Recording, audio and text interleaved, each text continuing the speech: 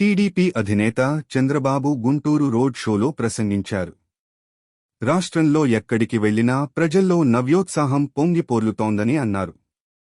బుధవారం గుంటూరులో నిర్వహించిన రోడ్ షోలో మహిళలు కూడా మగవారితో సమానంగా జెండాలు పట్టుకుని పరుగులు తీశారని, ఇది చూశాక సైకో పార్టీకి డిపాజిట్లు కూడా రావని అర్థమైందని అన్నారు. అమరావతిలో గుంటూరు ఓ భాగమని, అమరావతి రాజధాని కొనసాగి ఉంటే గుంటూరు ఏ స్థాయిలో ఉండేదో అని వ్యాఖ్యానించారు. సైకో వచ్చి మొత్తం నాశనం చేశాడని మండిపడ్డారు. నేను క్రియేట్ చేసిన రికార్డులను నేను బద్దలు కొట్టాలనేది నా సంకల్పం అని చంద్రబాబు పేర్కొన్నారు. హైదరాబాదులో ఔటర్ రింగ్ రోడ్డు 163 కిలోమీటర్లు అయితే అమరావతి ఔటర్ రింగ్ రోడ్డు 185 కిలోమీటర్లు అని వెల్లడించారు. చిలకలూరిపేట వరకు అమరావతి ఔటర్ రింగ్ రోడ్డు వెళ్లేదని వివరించారు. అటు విజయవాడ అవతల హనుమాన్ జంక్షన్ వరకు వెళ్లేదని తెలిపారు.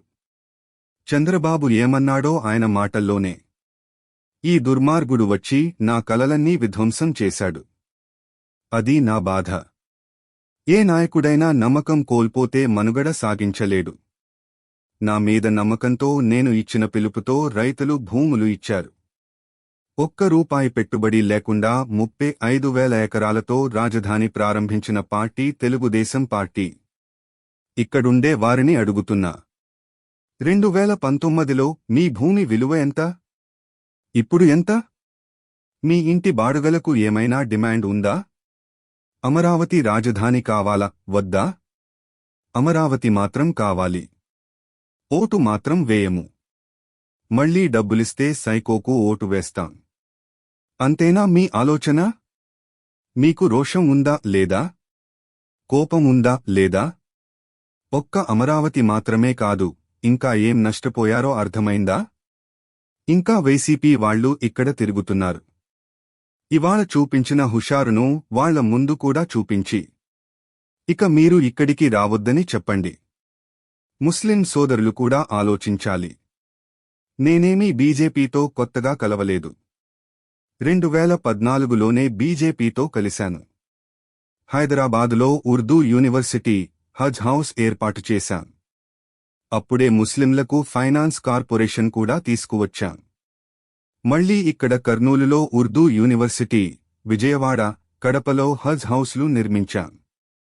దుల్హన్, విదేశీ విద్య పథకం, ఇమాంలు, మౌజంలకు గౌరవవేతనమిచ్చిన పార్టీ టీడీపీ.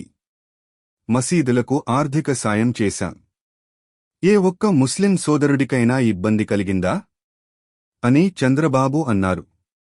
ముస్లింల 4% రిజర్వేషన్లకు ఇబ్బంది కలిగితే సుప్రీంకోర్టులో న్యాయవాదులను ఏర్పాటు చేసి పోరాడిన పార్టీ తెలుగుదేశం పార్టీ. టీడీపీ వస్తే రిజర్వేషన్లు పోతాయని ఈ ముఖ్యమంత్రి మాట్లాడుతున్నాడు. మసీదులు కూలిపోతాయట. నా పాలనలో ఏ ఒక్క ముస్లిం సోదరుడికైనా చిన్న ఇబ్బంది కలిగిందా? అని అన్నారు. ఈ గుంటూరు, అమరావతి, విజయవాడ ప్రాంతాల్లో ముస్లింలు ఎక్కువ మంది ఉన్నారు. అలాంటిది రాజధానిని ఇక్కడ్నించి విశాఖకు తీసుకెళ్తున్నాడు. దీన్ని బట్టి ముస్లింలపై ఈ ముఖ్యమంత్రికి ఎంత అభిమానం ఉందో తెలుస్తోంది. ఒక్క మసీదుకైనా సాయం చేశాడా? నేను మీటింగులు పెట్టి తిడితే అప్పుడు ఇమాంలు, మౌజన్లకు 5,000 రూపాయలు, 3,000 రూపాయలు ఇచ్చిన వ్యక్తి ఈ ముఖ్యమంత్రి జగన్ మోహన్ రెడ్డి అన్నారు. ఇప్పుడు స్పష్టంగా హామీ ఇస్తున్నా. ముస్లింలకు 50 ఏళ్లకే పెన్షన్ ఇచ్చే విధానానికి శ్రీకారం చుడతాం అని చెప్పుకొచ్చారు. ముఖ్య పట్టణాల్లో ఈద్గాలకు, ఖబరిస్థాన్లకు స్థలాలు కేటాయిస్తాం. హజ్ యాత్రకు వెళ్లే వారికి 1,00,000 రూపాయల ఆర్థిక సహాయం చేస్తాం. నూర్ బాషా కార్పొరేషన్ పెట్టి ఏడాదికి 100 కోట్లు కేటాయిస్తాం. మైనారిటీ ఫైనాన్స్ కార్పొరేషన్ ద్వారా 5 లక్షల రూపాయలు వడ్డీ లేని రుణాలు ఇస్తాం అన్నారు చంద్రబాబు. ఇమాంలకు, మౌజన్లకు 10,000, 5,000 గౌరవ వేతనం అందిస్తాం.